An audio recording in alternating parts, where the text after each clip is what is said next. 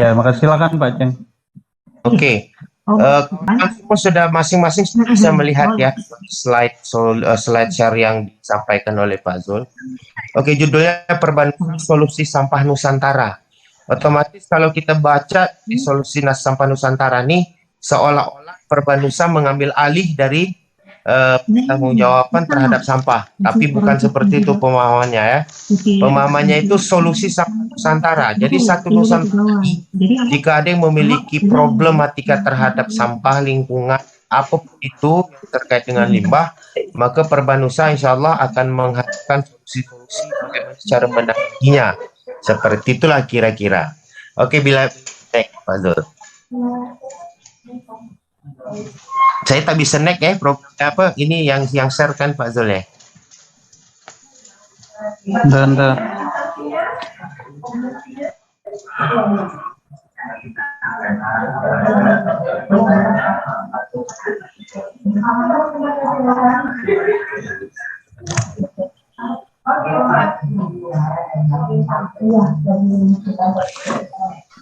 mana nih?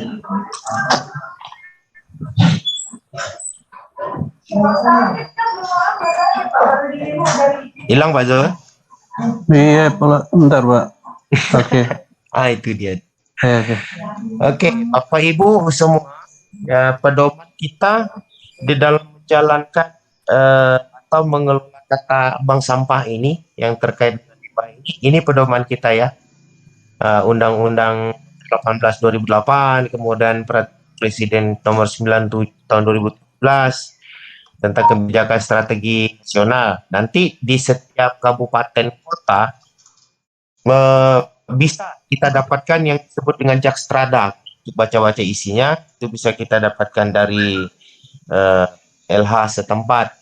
Kemudian peraturan Menteri Negara Lingkungan Hidup nomor 13 tahun 2012 tentang pedoman pelaksanaan recycling di bank sampah ini sebenarnya sudah diganti dengan peraturan Menteri Negara 14 tahun 2021. Ini belum saya update. Kenapa? Supaya kita asalnya itu dari mana. Makanya saya masih tampilkan.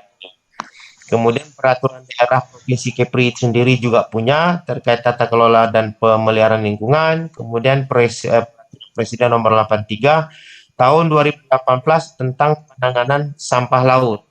Nah, di mana notabene-nya daerah kita Kepri ini dikelilingi laut. Otomatis kan pasti banyak nih sampah-sampah laut nih. Tapi sampah laut ini sebenarnya penanganannya oleh kedinasan yang sudah ditunjuk. Tapi apa peran kita mengurangi sampah laut? Nah, ini dia yang kita sedang bicara di sini. Semua kita diminta terlibat, bahkan di dalam undang-undang yang terbaru kemarin disebutkan bahwa orang per orang nanti akan muncul setelah ini. Jadi orang per orang itu dihimbau, diminta, diajak, digugah bagaimana caranya untuk bertanggung jawab terhadap timbulan-timbulan sampah itu sendiri. Gitu. Next, Pak Zul.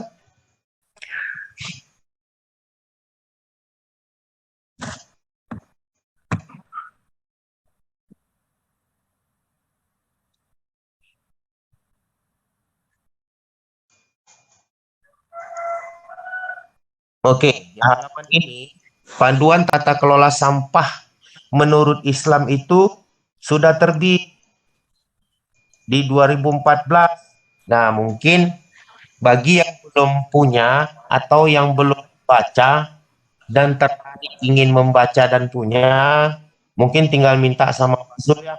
Nanti akan dikirimkan soft filenya Fatwa MUI nomor 47 2014 tentang pengelolaan sampah untuk mencegah kerusakan lingkungan. Mencegah ya, kan kita menyelamati, tapi kita mencegah dulu. Nah, terlanjur nanti sudah ada rusak, yuk sama-sama kita benahi. Nah, di sini ada fatwa MUI-nya terbit 2021. Nanti bisa diminta dengan Pak Zul soft filenya untuk yang kita bisa baca-baca. Jadi yang berminat untuk membaca dan mempelajari dari panduan tata kelola sampah dari Islam ini bisa diminta. Next, Pak Zul. Kemudian tadi di awal sudah sampaikan bahwa bank sampah itu fungsinya adalah sebagai edukasi. Nah, ternyata di dalam itu adalah pola yang kita jalankan dan memang harus seperti itu. Jadi kalau di edukasi tanpa praktek, nampaknya proses pembangun karakter yang kita canangkan di secara nasional itu tidak dapat berjalan dengan baik, gitu kan?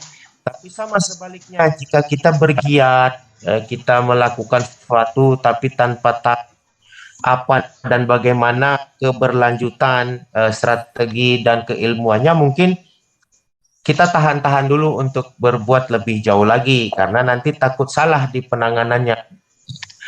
Next, Bang.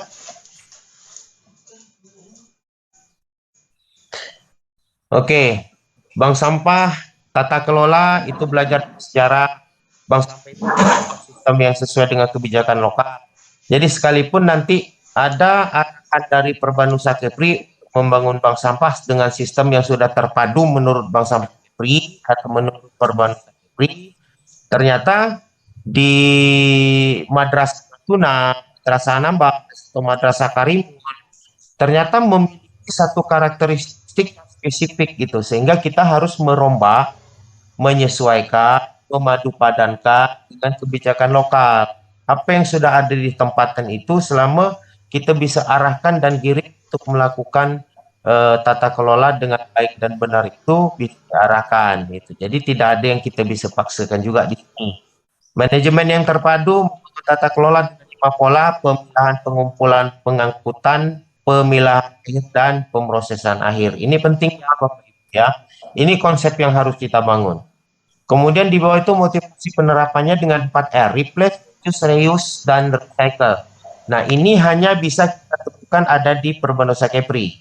Jadi nanti kalau Bapak ketemu bank sampah dan perbanusa sana yang di luar, pasti R pertama masih reduce ya.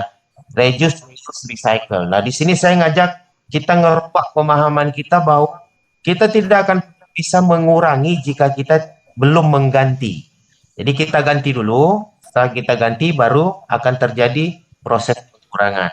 Apa program pengganti ini yang bisa kita terapkan nanti di sekolah-sekolah? Ada, sudah dipegang oleh Pak Zul. Jadi nanti yang nak minta kontak saya boleh, nak minta kontak ini boleh, nak minta kontak itu boleh. Tapi untuk proses turunnya program di setiap madrasah yang ada di Kepri ini, kita arahkan melalui satu pintu dari Kemenak, dan itu melewati Pak Zul, kayak begitu.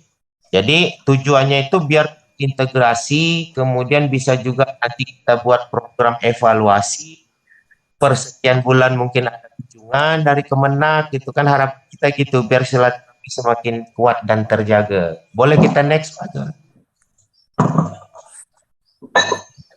Oke, komposisi sampah ini sedikitlah sampaikan ya.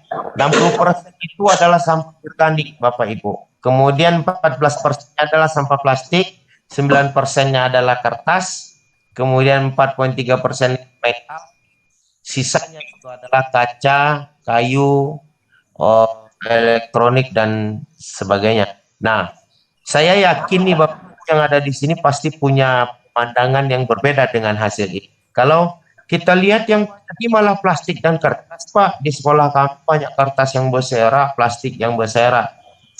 Ya, 60% itu pada saat dia dilemparkan ke tanah, dibuang sembarangan, dia akan terdegradasi dengan cepat. Cuman hasil degradasinya, kalau kita tidak tangani dengan baik, dia akan memberikan efek samping yang berbeda pula di tiap tempat-tempat yang berbeda. Itu sekilas saja ya. Ini analisa dari sebuah badan penelitian. Boleh di Nah, ini masa penguraian sampah. Ada beberapa yang kita notes di situ, bahkan ada yang sampai 100-an tahun, ya, ada yang sampai lebih dari 100 tahun. Bapak Ibu boleh lihat. Bahkan plastik yang kita kadang-kadang suka beli dengan harga 3.000, 5.000 itu, justru masa terurainya paling lama 450 tahun. Nah, justru masuk lagi pada saat kita suka beli mie goreng, misalnya nasi goreng yang menggunakan styrofoam, itu ya gabus tuh kalau kita bilang ya, itu bahkan di sini dinyatakan tidak dapat terurus, Bapak Ibu ya. Di situ membakar adalah cara rumah tangga Indonesia memperlakukan sampahnya. Membakar itu paling besar di situ. Oke, sampai sini ada pertanyaan Bapak Ibu?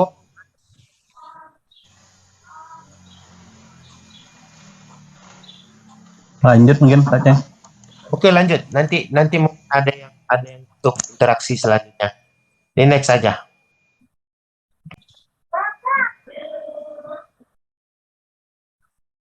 Oke, ini tadi paparan dari Undang-Undang 1828 Bapak Ibu ya. Pengelolaan sampah meliputi kegiatan sistematis, menyeluruh dan kesinambungan. Nah, ada banyak lembaga, banyak kelompok yang ngundang kami untuk mensosialisasikan bahkan sampai untuk membentuk dan menurunkan tata kelola bank sampah dengan baik, tapi tidak menyeluruh dan tidak juga berkesinambungan. Mereka hanya untuk lihat saat itu saja. Nah, jadi Permanusia Kepri untuk hal-hal demikian mohon maaf kita tidak lagi melayani. Kita akan melayani yang betul-betul yang sungguh-sungguh. Sekalipun nanti ternyata untuk menyeluruh itu butuh kerja keras, butuh bagaimana pemikiran-pemikiran besar untuk ngajak agar ini bisa menjadi menyeluruh gitu kan. Tapi paling tidak di dalam satu komunitas ada 2-30% yang mampu membawa program lingkungan ini berkesinambungan, ini sudah baik sekali. Kemudian meliputi upaya pengurangan dan penanganan sampah. Itu perubahan paradigma pengelolaan sampah dari angkut buang itu menjadi pengurangan dari sumbernya. Nah, berdasarkan ini maka place tadi program yang pertama itu naik, kami naikkan menjadi 1. Nah, di dalam undang-undang ini nomor 18 2008 ini masih mengimplementasikan tentang 3R, reduce, reuse, dan recycle. Itu paradigma pengelolaan sampah dan angkut buang menjadi pengurangan di sumber dengan istilah itu. Nah, sementara kalau kita ingin melakukan pengurangan, kalau kita tidak pernah menggantikan botol plastik itu dengan gelas, dengan bambu misalnya, kan, dengan tempurung kelapa, maka plastik ini akan terus cair gitu setiap hari. Nah, bagaimana cara kita ngurangin? Kita harus mengganti itu dulu. Oke, next Pak. Kemudian bagian kedua itu adalah setiap orang. Nah, ini yang perlu kita garis bawahi. Setiap orang. Jadi kita tidak bertanggung jawab untuk komunitas untuk hal ini. Jadi setiap orang sampah rumah tangga dan sampah sedimen rumah tangga wajib mengurangi dan menangani dengan cara yang berwawasan lingkungan. Oke, pada saat kita melihat bahasa dari mengurangi, otomatis kita kurangkan untuk beli. Misalnya kan, kalau kita haus di jalan, di rumah kawan, singgah numpang minum, ketimbang kita beli botol kemasan. Tapi kebanyakan kalau kita datang tempat orang yang kita tidak kenal, botol kemasan akan menjadi solusi. Boleh. Tapi balik lagi, bagaimana cara kita menanganinya? Kalau kita buang begitu saja, mungkin ini akan menjadi sesuatu yang salah di mata sebagian orang dan benar juga di mata sebagian orang. Gitu ya, kita cerna masing-masing. Mari Pak Jo, silakan. Next. Kemudian pasal 16 dari Undang-Undang Nomor 18 2008 tadi, penanganan sampah meliputi pemilahan, pengumpulan, pengangkutan, pengolahan, dan pemrosesan akhir. Nah, di mana bank sampah itu sebenarnya kalau dia berada di luar dari lingkup satu lembaga atau satu kawasan, maka dia melakukan 3 terakhir, pengangkutan, pengolahan, dan pemrosesan akhir. Nah, pengolahan ini boleh kita sebut dengan pemilahan akhir ya.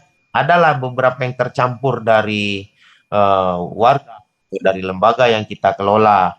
Nah, pemilahan awal dan pengumpulan ini ada yang ini kita sebut stakeholder.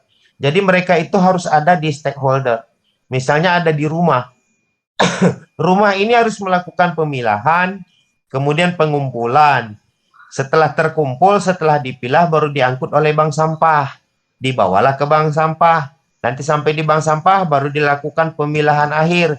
adalah satu dua yang tercampur gitu kan, tidak semuanya merata, tidak semuanya juga melakukan pemilahan. Tapi minimal ini harus dijalankan. Kemudian baru masuk ke pemosesan akhir. Nah, pemrosesan akhir ini kita spesifikkan kepada sisa-sisa organik. Kalau yang anorganik di bank sampah tidak dapat melakukan pemrosesan akhir. Pemrosesan akhir itu harus masuk ke pabrik, itu yang kita sebut dengan recycle. Nah, istilah daur ulang, istilah recycle sekarang banyak dipakai orang di dalam bank sampah. Pada saat dia berhasil membuat satu barang yang dari sampah kemudian menjadi sesuatu sampah lainnya yang bermanfaat hanya 2-3 hari sampai 2-3 bulan, dia bilang itu adalah recycle. Sementara pemahaman kita di Perbanusa ini, recycle itu hanya ada di pabrik, bukan dengan tangan manusia. Tangan manusia tidak bisa merecycle bahan-bahan tersebut. Dia hanya merubah bentuk, merubah fungsi, merubah warna, merubah cara pakai mungkin, gitu ya. Oke, Pak Zul silakan mohon next. Kemudian pasal 17, pemilihan sampah bagaimana dimaksud pasal 16, setiap orang pada sumbernya. Nah, ini Bapak Ibu yang saya tadi sampaikan di awal pembukaan perkenalan bahwa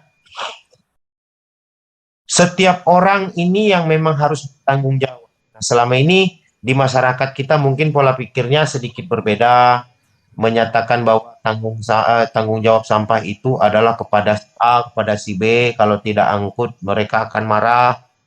Padahal mereka bayarnya juga kurang gitu, sebulan 10.000, 15.000, tapi minta diangkut setiap hari, pakai marah-marah pula gitu kan, nggak kasihan dengan yang tukang angkutnya yang dapat cuma 15.000 per bulan, bukan per hari. Kalau dapat 15.000 per bulan juga mungkin mereka akan menyiapkan mental di marah-marah saat sampahnya tidak diangkut gitu kan.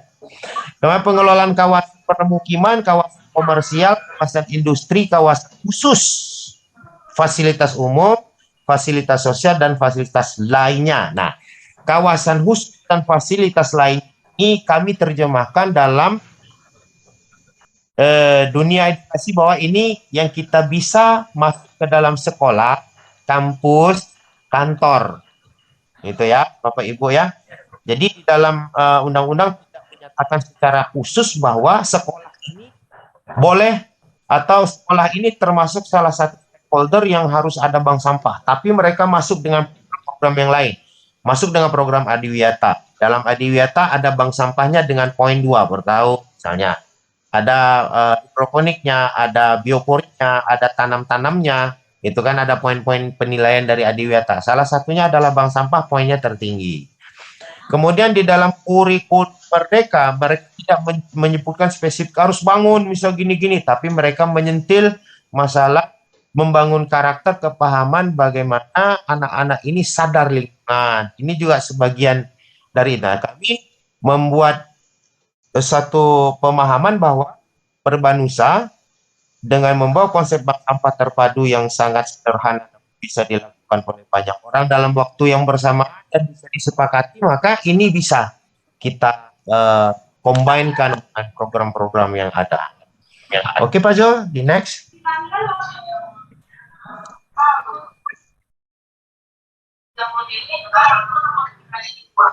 Nah, dari semua pedoman yang ada di atas terkait undang-undang, paparannya, yang saya ambil yang penting-penting pilah-pilahnya itu ya. Di sini memang kita harus sepakat bahwa kalau kita yang tidak mulai, maka kita akan tertinggal. Pada saat kita tidak mulai, maka kitalah yang akan menjadi penyerap. Nah, pada saat kita mulai, paling tidak sudah ada effort kita untuk membuat suatu perubahan-perubahan di lingkungan-lingkungan yang paling kecil, nanti akan dia dengan harapan akan merambat ke lingkungan-lingkungan yang lebih besar gitu.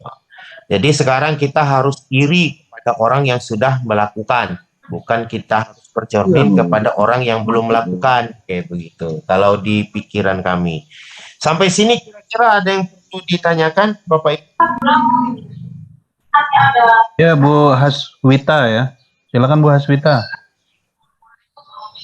tadi? Saya Pak dari MTS Babu Rahmah.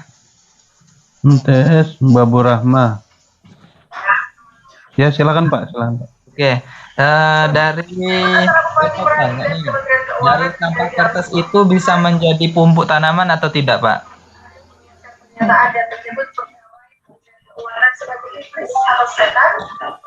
Oke. Azul kurang dengar Bu, Azul. Bu Ya, itu Haswita, Bu yang Haswita. bicara coba bisa di dulu ya. Saya Di-mute masih Bu kurang Haswita, dengar. minta tolong.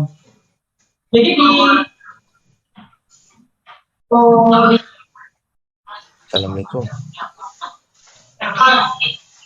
Bu Rozi coba dikeluarkan aja Bu Haswita. Ini kan coba di-mute lah.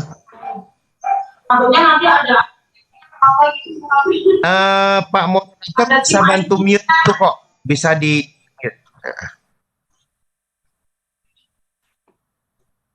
Oke, lanjut tadi siapa tadi Bapak minta tolong Pak? Coba diulangi lagi karena tadi terganggu. Ya, baik, Pak. Ini saya mau tanya, kalau dari sampah berupa kertas itu bisa menjadi pupuk untuk tanaman atau tidak, Pak?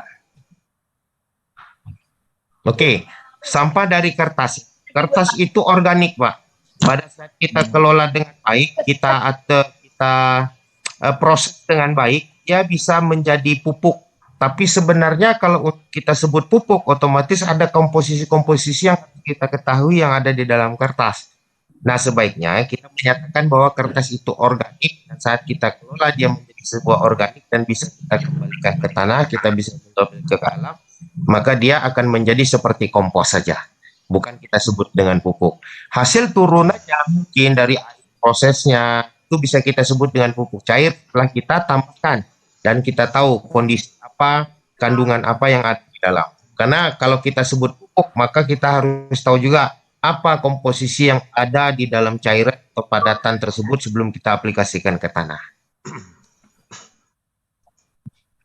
Oke, baik Pak. Terima kasih atas penjelasannya. Sama-sama Bapak. Oke. Yes. Boleh jika masih ada sebelum kita lanjut. Oke, ada yang lain lagi? Ada yang lain, Bapak Ibu?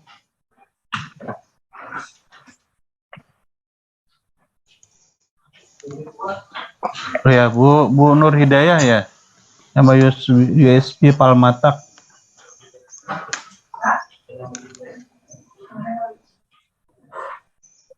Silakan Bu, silakan. Ini Dia ada masih mute itu, tolong di-unmute dulu. Oke, iya. Ya, silakan Bu Nur. Assalamualaikum warahmatullahi wabarakatuh, Pak. Assalamualaikum warahmatullahi. Bapak, saya Ahmad Hidayah, mengajar di MAUI Palmata, tepatnya di Kabupaten Kepulauan Anambas. Izin bertanya Bapak, mungkin bisa Bapak bagi pengalaman. Kami di MAUSD Palmata itu sekarang posisinya sudah melakukan MOU dengan salah satu bank sampah yang berada di desa. Nah, bisakah sekiranya Bapak memberikan gambaran kepada kami kegiatan apa sih kiranya yang lebih bisa menunjang sekolah kami untuk bisa tumbuh secara besar di dalam pengolahan sampah? Karena selama ini sekolah kami hanya bisa menyetorkan sampah-sampah yang bisa dijual di bank sampah tersebut, Pak. Misalnya seperti kertas, botol. Jadi anak-anak itu kita ajak untuk mengolah sampah dan bisa menghasilkan uang. Hanya seperti itu saja, Pak. Nah, mungkin Bapak punya ide-ide yang baru yang mungkin bisa Bapak sharingkan kepada kami, Pak. Mungkin begitu. Terima kasih. Assalamualaikum warahmatullahi wabarakatuh. Waalaikumsalam. Assalamualaikum. Oke, paradigma berpikir tentang bank sampah dulunya memang seperti itu. Jadi bank sampah itu ibarat pengepul dan bank sampah yang ada di sekolah ini dimanfaatkan oleh pengepul. Jadi itu saya sampaikan bahwa bank sampah boleh bisnis tapi berbasis kemasyarakatan. Konsepnya harus jelas, kegiatannya harus jelas, pola edukasi tadi yang pertama. Jadi kalau hanya ambil yang bernilai saja, kemudian kumpulkan, kemudian dijual dan menjadikan uang, ini edukasinya salah total. Makanya bank sampah di sekolah ini tidak akan kita berikan dalam bentuk uang, tapi nominal ya. Ini yang kita sebut dengan program. Kenapa? Di dalam tata kelola bank sampah sekolah, kita akan mengajarkan cara ajar yang lain yang mereka tidak dapatkan di sekolah. Mereka dapat di sekolah ilmu tambah kurang bagi, tapi bagaimana cara mereka mengaplikasikannya? Cara mengaplikasikan bagi kurang kurang kali itu dengan cara mereka memegang yang kita sebut pembukuan bank sampah, pencatatan bank sampah. Di situ ada hitung-hitungan. Kemudian dari pengurus bank sampah juga akan kita berikan, misalnya nih di sekolah ibu ada 10 kelas. Struktur bank sampah ketua, wakil, sekretaris, bendahara sudah ada. Di setiap kelas kita minta 2 orang perwakilan. Dari perwakilan ini akan belajar bagaimana cara menyampaikan, bagaimana cara mengemas sesuatu masalah, bagaimana cara organizer satu kelas itu agar melakukan hal yang sama. Di sini ada pola seperti itu ya, pola edukasi seperti itu. Jadi nanti setiap perwakilan kelas memiliki tanggung jawab. Nah, di sini perlu pengawasan dari para guru. Makanya di sini kita undanglah bagaimana cara kita menyampaikan. Pada saat kita sudah menurunkan program ini ke anak-anak, kita tidak pas. Berarti kan kita harus pantau bagaimana progresnya. Kemudian bank sampah itu yang paling penting yang ada di bank sampah itu adalah data pencatatan jumlah kurangan. Jumlah pengurangannya yang paling penting. Semakin banyak kita kumpul, semakin bagus. Tapi pengurangannya ada di mana? Itu kan?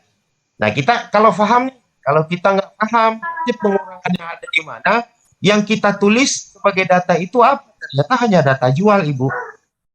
Gitu. Bagaimana kita masukkan data jual itu sebenarnya suatu proses perpindahan dari tumpukan A ke tumpukan B menuju ke pabrik. Setuju ya? Sepakat ya? Ibu Nur Hidayah?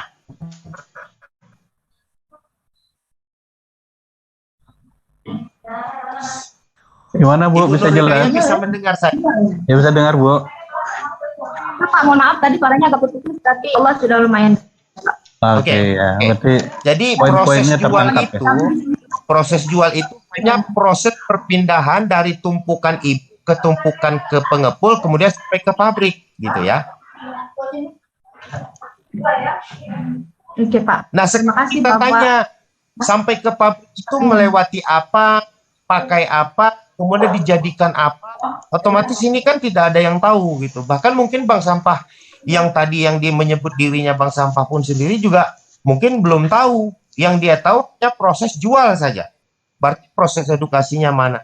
Kalau nanti untuk ditambahkan kegiatan ini sebenarnya yang harus kita galakkan dalam proses penyadaran. Mungkin 1 bulan sekali kita akan melakukan survei ke satu tempat dengan proses goro misalnya. Kemudian dari hasil yang kita kumpulkan kita pilah-pilah, kita coba mengenal jenis-jenisnya. Karena kami ada satu kawan kami menyatakan itu yang di Pensosmas Tanjung Uban, kami berkecimpung di dunia sampah sudah lama, belasan tahun. Tapi begitu belajar ilmunya tak habis-habis. Kenapa? Karena dia terproduksi setiap hari, bahkan muncul jenis-jenis baru. Ya begitu. Jadi nanti kalau memang kita sudah turunkan secara integrate, dari satu proses saja kita belajar tidak habis-habis, Bu. Misal anak-anak diminta untuk bawa organik ke sekolah. Sampai dibawa organik ke sekolah kemudian ditimbang. Kenapa harus ditimbang? Setelah ditimbang kita masukkan ke sini. Kenapa harus dimasukkan ke sini?